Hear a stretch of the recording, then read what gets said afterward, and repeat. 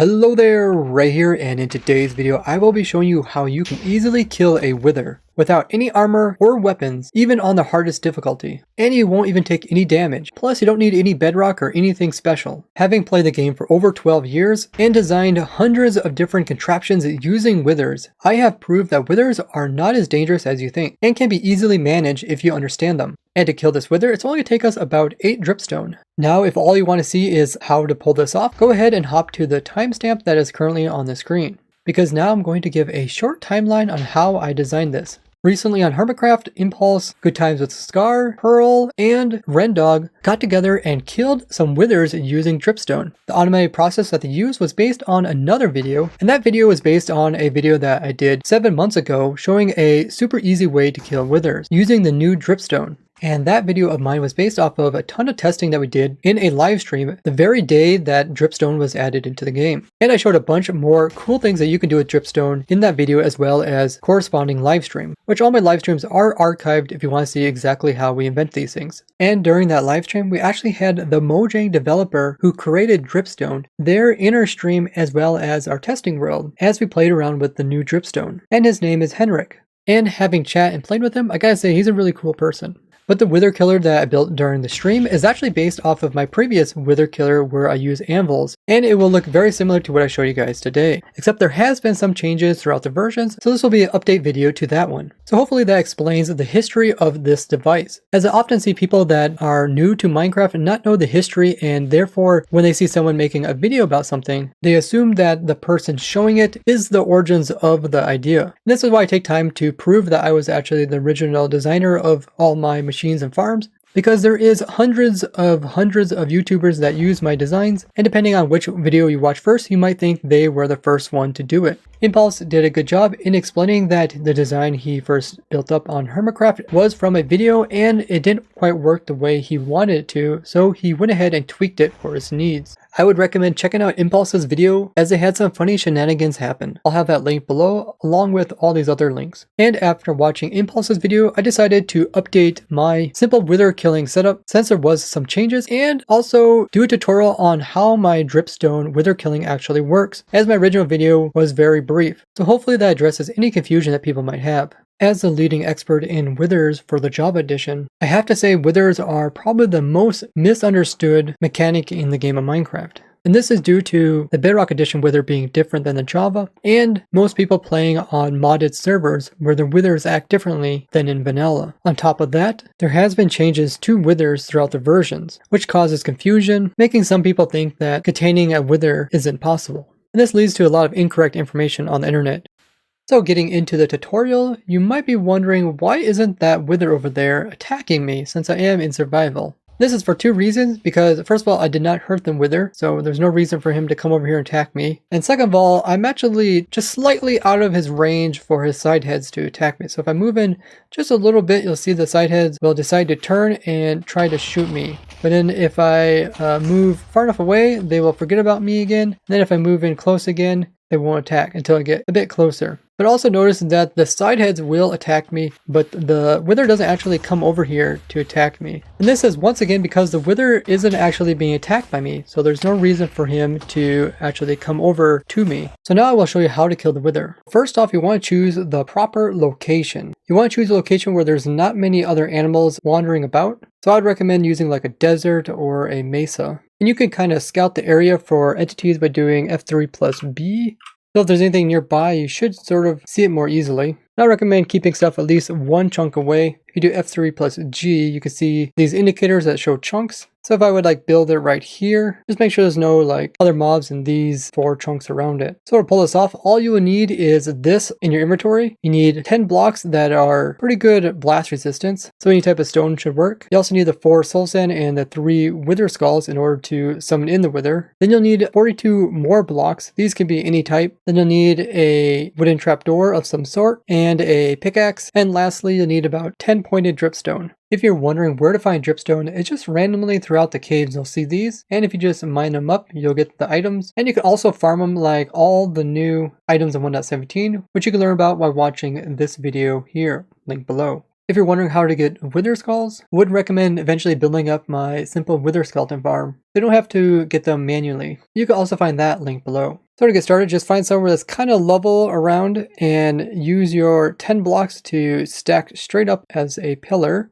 And once you get up here, then you can build the T shape of the wither. Notice that the tail piece is directly over top of the pillar underneath. That is very important. Then you could place in 2 wither skulls and then place in a block just above the center of the wither. Now this is where you have to summon in the wither and then use the rest of the blocks to stack upwards. You can do this on whatever difficulty you want. I'm doing it in a hard difficulty. You could do it without any armor or potion effects or anything. But if you are nervous, I would recommend practicing doing this in creative first before doing it in your survival world. So all I'm going to do is going to place the last wither head up against this one, which is going to place it over here, and this is going to summon the wither. Don't worry that the wither's right beside you, he won't attack you, and then just stack up with the rest of your blocks. And the wither, he's going to go through his summoning phase, and he's going to explode down below, but he's not going to move because he is currently up on top of a pillar, and he doesn't find that as a easy location to leave. Feels like he will fall down if he leaves his pillar, so he's actually just going to stand there on his pillar just fine. Then you just come up here and place the trapdoor on the lower side of this block. So this is where it sits. It is on this block here. And then you can mine away this block and then you shift click and kind of stand right here on the edge looking right there. Now you can unshift click and you place in your first pointed dripstone. Now this is where the actual wither killing occurs, and depending on how fast you are, it could take as few as just 8 dripstone to kill it, but otherwise bring more in case you mess up. But what I'm going to do is just going to flip this trapdoor by right clicking it, then I'm going to reset it, then I'm going to place another dripstone by clicking up against this edge. And we're just going to do this very fast. So open it, close it,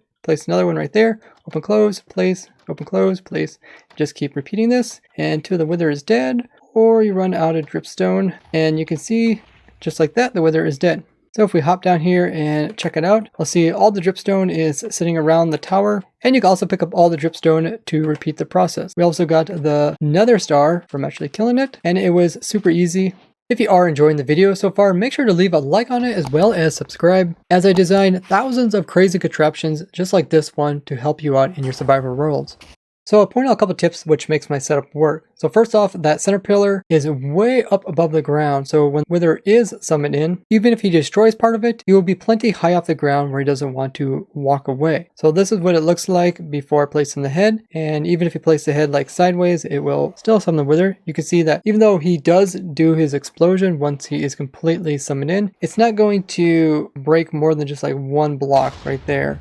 And now he'll just stand there. Now he will get bored and shoot off wither skulls, but if you do this where there's really nothing around, you don't have to worry about those destroying anything. If he sits there long enough, he may just happen to shoot straight downwards and break another layer off this. So I wouldn't just leave him like this. But you can see how this is similar to some of the wither cages that I've shown in the past. By the way, if you guys want to learn more about wither cages, I actually made a whole playlist consisting of all the videos with great information on how all my wither cages work. And I'll have that link down below. So the main purpose of the pillar is just to keep the wither in position as you prepare to drop the pointed dripstone or the anvils. And if we do F3 plus B, we can see exactly where the wither is. Even though he does have these side heads and entities do come from them, what the game considers the spot where you can actually hit him is only this little rectangle box in the center. And because of that, we have our next pillar that we use to pillar up slightly off to the side. So when we do drop dripstone, it has a nice clear area to drop down to hit him on the head. So this is where we continue stacking upwards. And it is important when you're stacking up not to let the wither see you until you get to a certain point. Okay, finished stacking. So the main point of this tower is just to get enough height so we get the maximum use out of our dripstone. And this is why we're about 42 blocks above the wither. So when the dripstone hits him, it'll do the maximum of 40 damage. So then we place the trapdoor on the lower side of this block. That way the dripstone can see this nice surface as a place to stick to. Then we remove this just to give ourselves a better place to aim on the block below, because we have to kind of aim on the side here, which can be kind of tricky. Now one thing to keep in mind is not to be completely on top of the trapdoor and open up, otherwise you're going to fall through. But standing here kind of in the center works great. And then a little bit off to the left hand side so you can aim. Now one thing to be careful when you open this trapdoor, the player is going to fall down slightly. Notice I kind of fell down. Now I'm inside the trapdoor. Now there is this weird bug where you can't crouch when you're inside of a trapdoor. So if I hold down crouch and let's say I close this trapdoor, even though I'm holding shift and I walk to the left, I'm actually going to fall directly through that trapdoor. despite being standing on top of this block, but can allow for some strange traps where players can crouch to get in but can't crouch to get out, as well as people accidentally crouching over the edge of things and falling. But you can still crouch against this side here, so I can crouch and go backwards even though I'm inside the block. I just don't want to go off to the left hand side, otherwise I fall right through. So from this location, you get yourself right here where you can click on this block and also click the trapdoor. And you just right click twice and then go move your cursor down, click there, and then click twice. And I would recommend practicing this. I'm actually doing this on a controller and I can manage it. So I think anybody using mouse and keyboard can do this pretty easily. And pretty much as fast as you can do this, it will be able to kill the Wither. Just like all mobs, the Wither does have a cooldown, so it can only take damage every so often. But by the time you place down the dripstone and open the trapdoor, that cooldown has went away. And this is the reason why we actually place in the dripstone one at a time rather than making a huge chain of dripstone and dropping all at once. It could be super inefficient. Now you can also choose to not stack up as high, but just use more dripstone to kill the Wither. Now you can use the same setup to repeatedly kill more Withers. We will have to replace this block that was broke here. And I would recommend that when you place in the Wither here and the heads, you can also place in these blocks just like so. As you will be going up and down a lot, you can place in ladders here all the way up the side of it. Now the very lower ladders will get destroyed, but the majority of them should be there when you need them. So now when you summon the Wither, you want to be up on the stairs here and place the head up against that one like so. And then just continue your way all the way up to the top of it. You see he does destroy the bottom piece. But then from here you can go ahead and kill off a few Withers. If you want to, you can also replace those blocks with obsidian.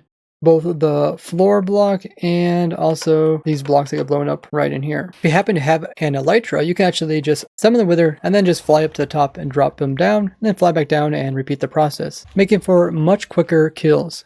Now another thing you can do to automate the process is to put in an observer clock here, one facing that way, one facing that way.